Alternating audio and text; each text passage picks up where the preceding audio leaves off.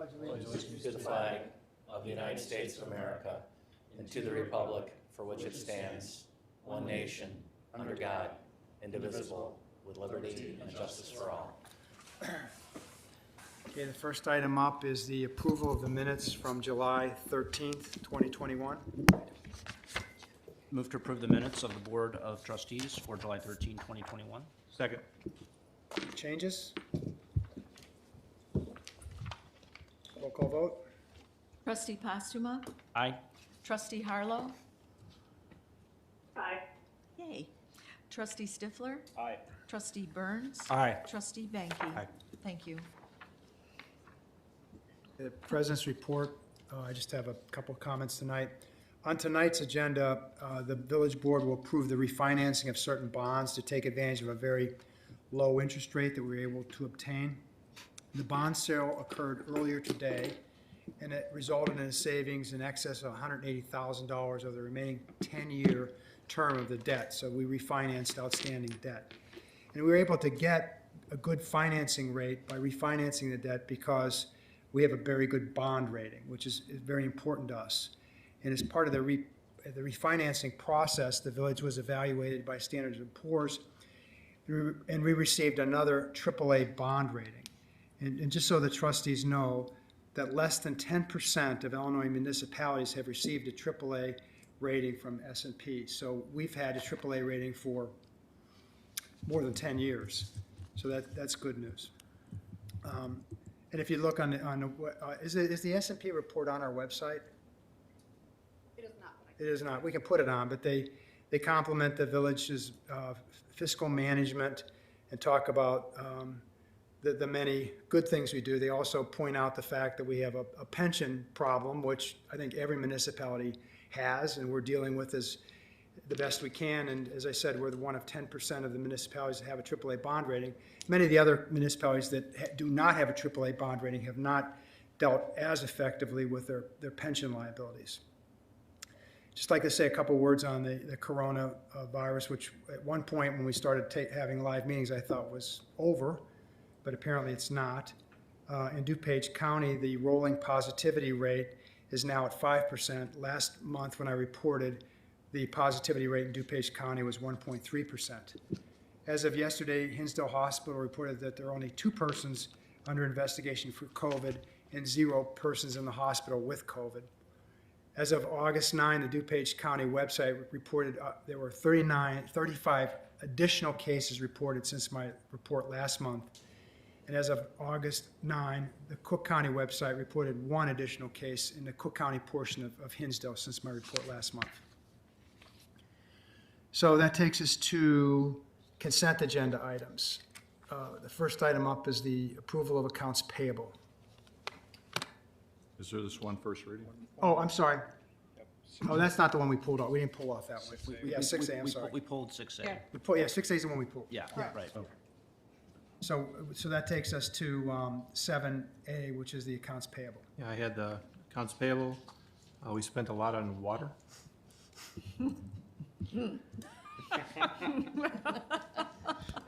And your point is? We spent a lot on water.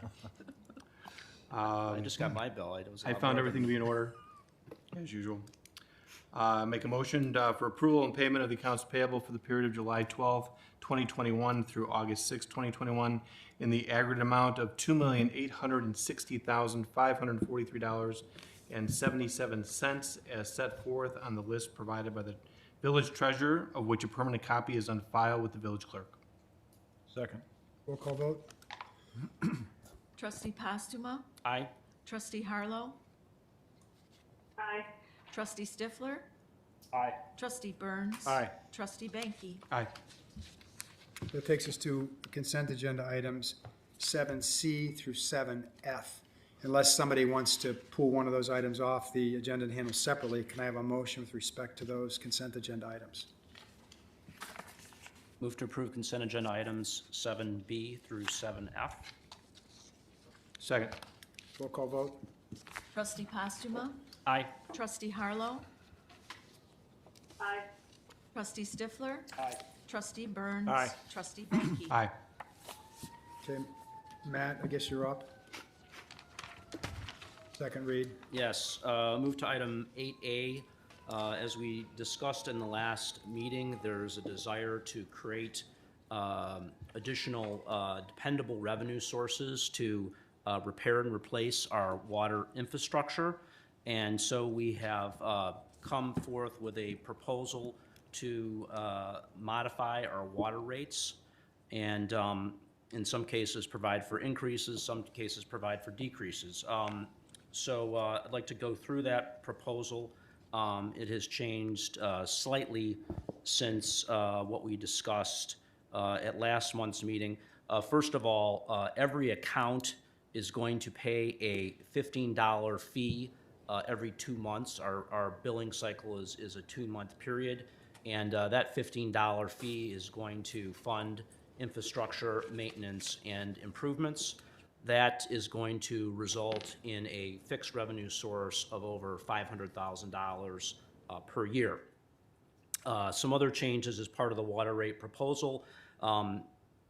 There used to be a requirement to buy 3 units. The unit for water here is 100 cubic feet. So there used to be a requirement every 2-month period to buy 3 units for $27.52. The thought was that that was redundant with the $15 fixed fee, so we are getting rid of that requirement. The regular rate that's paid by most residents is going to be lowered from $8.25 to $8 per CCF, in part to partially offset the effect of the fixed fee on our lower users. And then, in the case of our larger users, some modifications there. Users who will be using more than 100 CCFs in a 2-month period, their rate is going to be $12.38, which is a 50% premium over the old rate. There was one user, the hospital, who was previously paying the $12.38 rate. They are going to have a 5% increase to $13. And then with respect to non-resident rates, that is unchanged. They previously paid a $10.31 premium over the old rate. That will remain the same. And then to the extent that a non-resident used 100 CCFs, they would pay the $12.38 rate. So that is the new water rate proposal as slightly revised, and I'll ask if anybody has any questions. No? None? You put a lot of thought into this.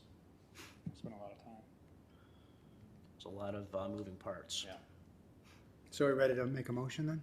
Was the second read? Yes, absolutely. Do you have, Sorry. What would be an example of a non-resident? So my understanding is that our water system is available to some people who don't live in Hinsdale. Is it Gulfview Hills? There are residents in Burr Ridge that use our water system, and there are some residents in an unincorporated area of Hinsdale that also pay the non-resident rate.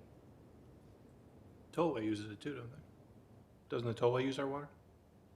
Yes. It's in Hinsdale. They're in Hinsdale. Oh, I'm sorry. please don't say these they're not are in Hinsdale. houses that aren't actually No, in Hinsdale. say but that. They hook into our water system, yes.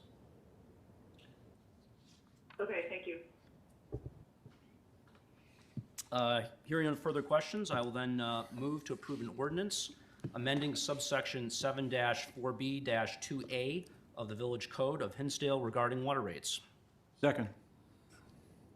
No more discussion? Can I have a roll call vote? President Colley, could I just add one Sure. thing? I just want to compliment the staff, meaning Andrea, Allison, our consultant Dave Van Orsdal, and then all the other participants, Trustee Postuma, Trustee Hughes, Commissioner Elder, and then also DeArco. There was a lot of time spent between March and now getting this to look the way it does, and it was through their efforts, so thank you. Agreed. Okay, roll call vote? Trustee Postuma, Aye. Trustee Harlow, Aye. Trustee Stifler? Aye. Trustee Burns? Aye. Trustee Banky? Aye. Okay, that passes. Takes us to 8B. Okay, item 8B. The village's outside accounting firm, Sikich, has completed their audit for the 2020 fiscal year.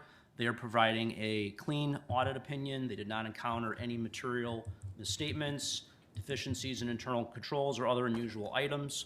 In addition, this year, because we received at least $750,000 in federal awards, there was something called a single audit, which was also prepared.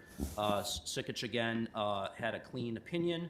Copies of these were provided at the last meeting. So, does anybody have any questions about them? Thanks again to Andrea for bringing this in for a landing after she has just started as finance director. But hearing no further questions, I would move that we accept the village's management letter, comprehensive annual financial report, and single audit for the fiscal year ended December 31, 2020. Second. Roll call vote. Trustee Postuma? Aye. Trustee Harlow? Aye. Trustee Stifler? Aye. Trustee Burns? Aye. Trustee Banky? Aye. 8C. Item 8C, as President Cawley mentioned in his opening remarks, we are going to be refinancing some existing bonds originally issued in 2012. The original amount of the bonds was around $5 million, and the balance is now around $3 million. The payments are not being extended, but they are going to be lowered. Actually, the rates that we were able to obtain, the pricing was earlier today, were actually better than expected. We're now projecting a net present value savings of about $184,000, so about almost a 7% benefit in net present value, and that is going to result in annual savings in our payments on the bonds, depending on the year, between $15,000 and $20,000. So again, great that our AAA credit rating could result in some additional cost savings for the village. The interest rate is going to be around 0.93%. So great that we can save a little money there. Yep. Does anybody have any questions? Hearing none, I am going to move to approve an ordinance authorizing and providing for the issuance of 2,655,000 general obligation bonds, sales tax alternative revenue source, Series 2021, for the purpose of refunding certain alternate bonds and the levy and collection of taxes to pay said bonds if the pledged revenues are insufficient to make such payment, and authorizing the sale of said bonds from the purchaser thereof. The winning proposal came from Robert W. Baird & Co., Incorporated, Milwaukee, Wisconsin, with an interest rate of 0.93% for the remaining maturity of 10 years, payment for which may be levied, but which are expected to be paid from non-home rule sales tax revenue. Do we have a second? Second. Roll call vote. Trustee Postuma? Aye. Trustee Harlow? Aye. Trustee Stifler? Aye. Trustee Burns? Aye. Trustee Banky? Aye. Okay, one more for you, Matt. 8D. Yes. Item 8D, this is a second read due to time sensitivity. Local governments are now eligible to apply for federal ARPA funds.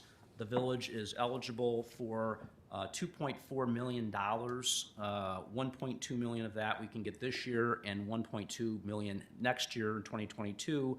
The state of Illinois has recently opened up the portal to request these funds on July 22, and the window closes again on September 30.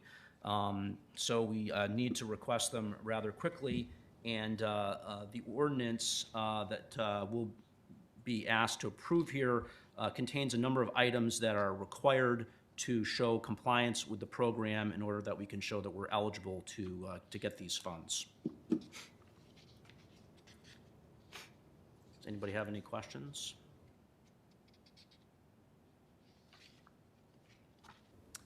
Go ahead and make a motion. Hearing none, I will move to approve an ordinance pertaining to the Coronavirus Local Fiscal Recovery Fund for the Village of Hinsdale. Second. Roll call vote? Trustee Postuma. Aye. Trustee Harlow. Aye. Trustee Stifler. Aye. Trustee Burns. Aye. Trustee Banky. Aye. Okay, Neil, over to you. Yes, okay, item 8E is regarding design and aesthetic enhancements for the pedestrian bridge. We talked about this several meetings ago. What we're trying to do is have the walkway leading up to our end of the bridge kind of match the design and color of the Oak Street Bridge walls. In order to do this, we were going to upgrade the form liner that lines the walls and stain the fencing there to match the Oak Street Bridge walls. So this is going to be costing $38,400, which was what we initially estimated, and that's in fact what it's going to cost. So how does that work? How does it, do you have a process where you say a bid not to exceed $38,400 and the bid comes in exactly $38,400? Explain to me how that's not suspicious. I have no response. That's The Brad. Brad is very exacting. The tollway bid this out, and that's where the bids came in. But the amount that we were willing to put it at, was that public knowledge? It was yes, it was, but it was Okay. based on an engineer's estimate. Okay, so somebody could have bid that saying if that's the maximum they'll pay, that's, okay, so there is that number was out there. for the- Yes. Okay. And that number was included in the original IGA that we approved. Okay, well, that makes it more understandable. Right. And then there was language in the IGA giving us the option to go forward with it or not, based on what the bids came in. Okay, So the bids actually came in exactly what was in the IGA. right. Because if somebody thought that they were willing to bid on it, but they wanted to bid with 40,000, they realized they couldn't get the job, right? So they'd have to lower it to what our maximum amount if they wanted to get it. Potentially, we would have the option of not going forward with these design changes if it did come in over the Right, 38,000. right, okay, okay, Or it could be lower, as Kathy okay. put it. Could have been Okay, lower. we good? Could have been lower, yeah. Okay, any other questions? Yeah.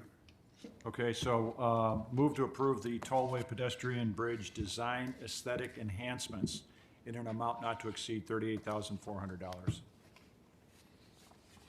Second. One more question, how many bids do you know how many bids they have? I don't know the answer to that. Okay. I could find out and let you know. Okay. I think we don't have any more questions, roll call vote? Trustee Postuma. Aye. Trustee Harlow. Aye. Trustee Stifler. Aye. Trustee Burns. Aye. Trustee Banky. Aye. Okay, that takes us to you, Luke. Yep, which moves us to agenda item 8F. This is on the agenda as a second read without having a first read due to the time constraints. This matter is to consider a temporary use permit to allow for the Rainbow Cone food truck to operate out of the fruit store parking lot at 26 West First Street for 5 days from Wednesday, August 18th through Sunday, August 22nd. The fruit store is in the B2 Central Business District. Hours of operation would be from 5 to 10 p.m. Wednesday through Saturday, and then 1 to 10 p.m. on Sunday. I believe it's important to note here that there are currently no standalone brick and mortar ice cream retailers in the Central Business District that the fruit truck would compete with. However, there are two retailers, Tony's Cafe and Cafe La Fortuna, both which serve ice cream.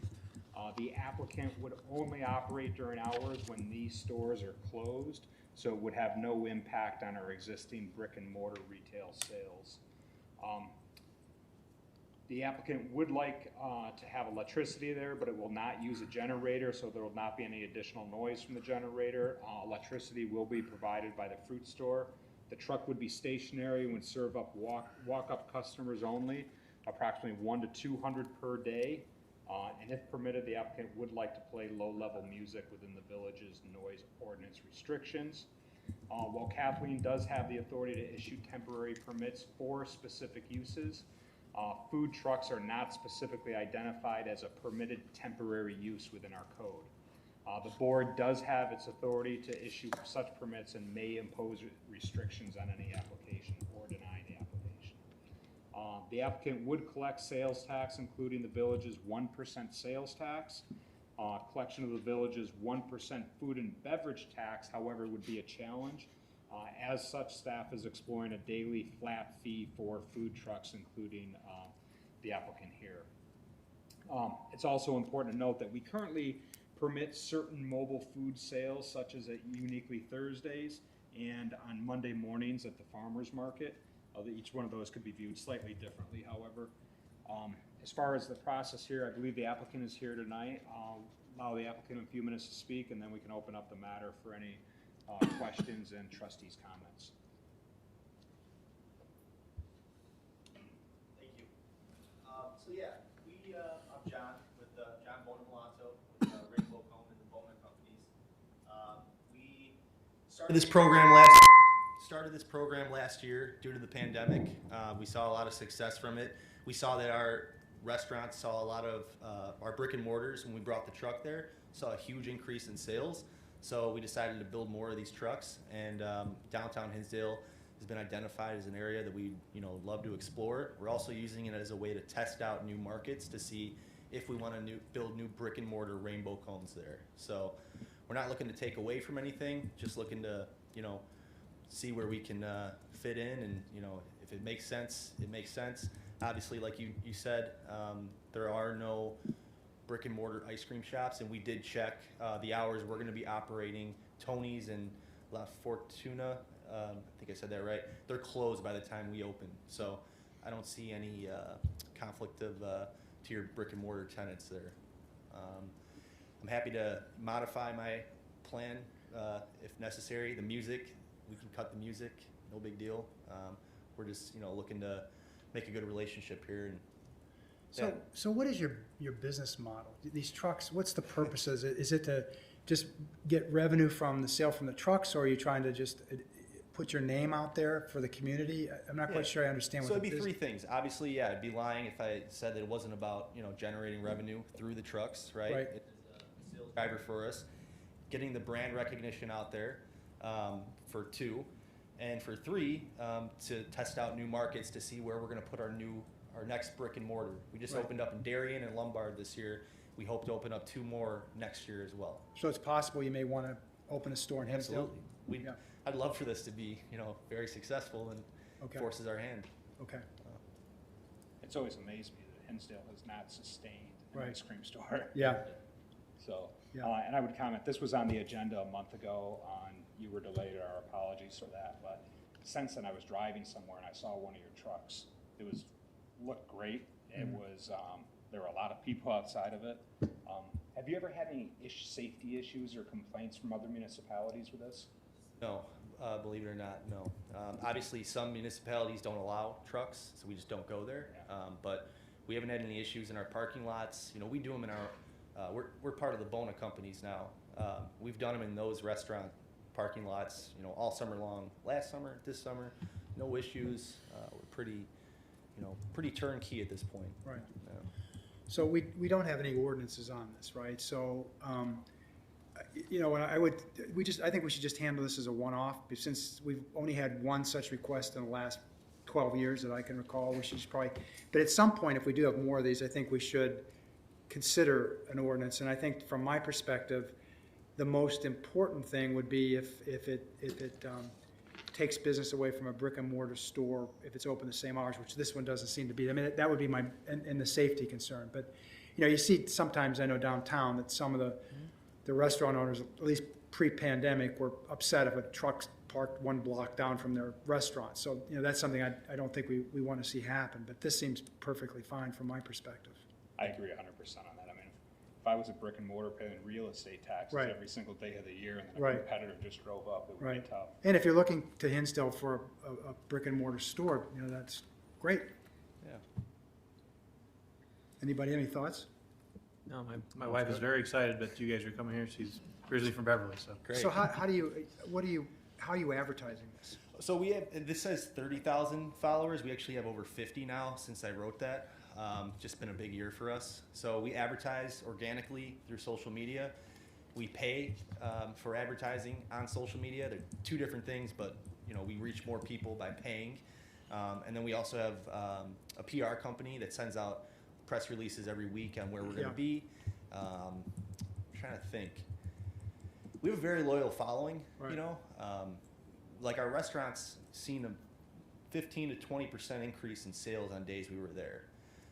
The Bona and Darien's doing great because of those extra customers that it's bringing in now with the Rainbow Cone edition. So, to your point, right, we're going to be enhancing these restaurants and you know these businesses Right. in the area. I mean, it can only help. Right. So I'm sure, Brad, that the police department's aware of this, right? Because there will be, I mean, I think it's safe, but there will be obviously more foot traffic than there typically would be. And so I think we should make sure that we Right. think about that. It is in a recessed area with the food store, and there Right. is parking there and room for people to queue Right. as they're waiting in line, so. Right. They are aware of it, they do concur with this staff Okay. recommendation. Okay. Okay. Other questions, comments?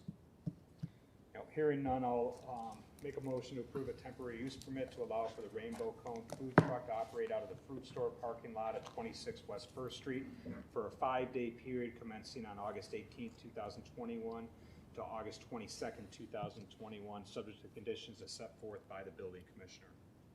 Second. Roll call, please. Go ahead. Trustee Postuma? Aye. Trustee Harlow? Aye. Trustee Stifler? Aye. Trustee Burns? Aye. Trustee Banky? Aye. Okay, which moves us to agenda item 8G. I would definitely classify this as a cleanup item. Back in June of 2019, we passed an ordinance which basically restricted dogs had to be on a physical leash. The wording before said that dogs had to be under control, which could be under a leash or under verbal command. This board changed that to get rid of the verbal command. However, when we made that change, we failed to change the definition of restrained. The definition of restrained continues to include at the heel near a person who is capable of managing and controlling such a dog and obedient to such a person's command. So we're deleting those words, and the definition of restrained will simply be secured on the dog owner's premises or controlled on a leash. Any questions? And this is on as a second read because it is a normal course. Why is this on as a second read? Just Because the board, this is just some cleanup language because the board has already approved this ordinance. Right. We're just matching the definition of restraint to match what the board approved got it. in 2019. Thank you. As such, I'll make a motion to approve an ordinance amending Title V, Police Regulations, Chapter 7, Dogs, Cats, and Other Animals, Section 571, Definitions of the Village Code of Hinsdale. Second. Roll call vote. Trustee Postuma? Aye. Trustee Harlow? Aye. Trustee Stifler? Aye. Trustee Burns? Aye. Trustee Banky? Aye. Anything else? You know, I think I skipped over citizens petitions. Does anybody want to say anything to the board? Okay. Tollway update, No update, President Conley. staff reports? Great. Anything any of the trustees want to talk about? Nope. No reason for a closed session. Can I have a motion to adjourn? Motion to adjourn. Second. Roll call vote? Trustee Postuma? Aye. Trustee Harlow? Aye. Trustee Stifler? Aye. Trustee Burns? Aye. Trustee Banky? Aye. Thank you. Thank you.